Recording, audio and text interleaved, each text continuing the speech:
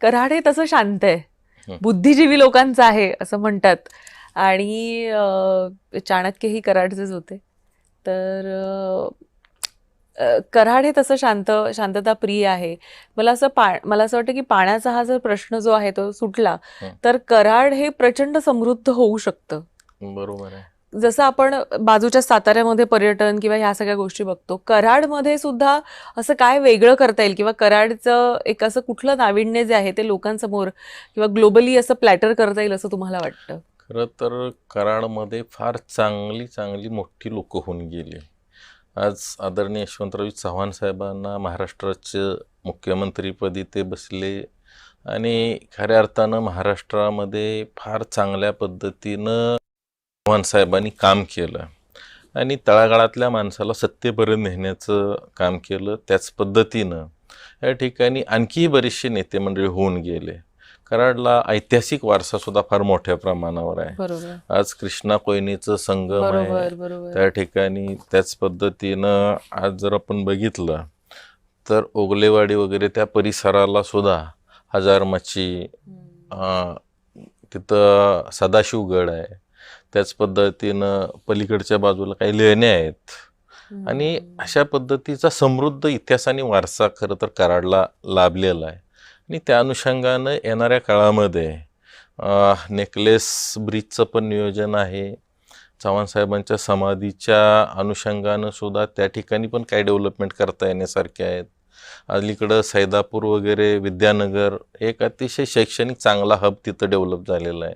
आणि त्या दृष्टिकोनातून कराड दक्षिणचे आमदार आदरणीय अतुलबाबा आणि आम्ही एकमेकाच्या हातात हात घालून अतिशय चांगल्या पद्धतीचं येणाऱ्या काळामध्ये कराड हे एक राज्याच्या नव्हे तर देशाच्या पटलावर चांगल्या पद्धतीनं चमकेल अशा पद्धतीचं काम आमचं या ठिकाणी चालू आहे आणि येणाऱ्या काळामध्ये ते करू आम्ही.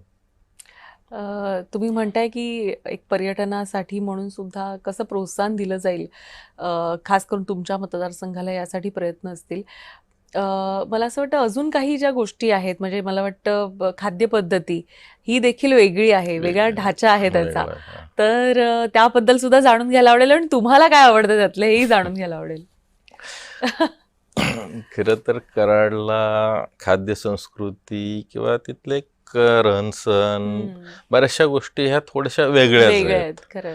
परंतु त्या ठिकाणी कराडचं पाणी वेगळं आहे असं पाणी म्हणतात. वेगळं आहे आणि कराडला नॉनव्हेज फार चांगल्या पद्धतीनं वेगवेगळ्या हॉटेल्स वगैरे त्या पद्धतीनं डेव्हलप झालेत आणि मिळत असते. आणि खवय्यासाठी व्हेज नॉनव्हेजसाठी सुद्धा फार चांगल्या पद्धतीचं त्या ठिकाणी वेगवेगळे पदार्थ तिथं मिळतात. आम्हाला सुद्धा ते आवडतात.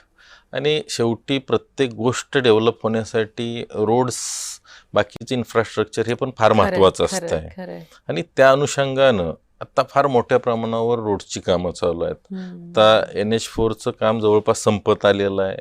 आम्ही आता हा जो काय कराड रहमतपूर रोड म्हणलं तो त्याला पॅरलल एक ॲडिशनल रस्ता त्या ठिकाणी होतोय.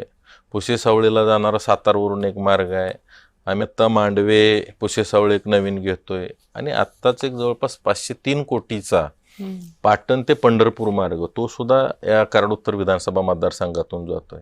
त्यामुळे एक रस्त्याचं जाळं इतकं चांगलं त्या ठिकाणी होतं की प्रत्येक 5व्या मिनिटाला तुम्ही कॉन्क्रीट रोडवर येणाऱ्या काळामध्ये येणार आहे. आणि त्या माध्यमातून ॲटोमॅटिक त्या ठिकाणी चांगल्या पद्धतीची डेव्हलपमेंट, उद्योगधंदे यायला त्याची मदत होणार आहे. विकास येईल असं तुम्ही हा म्हणताय. विकास येईल.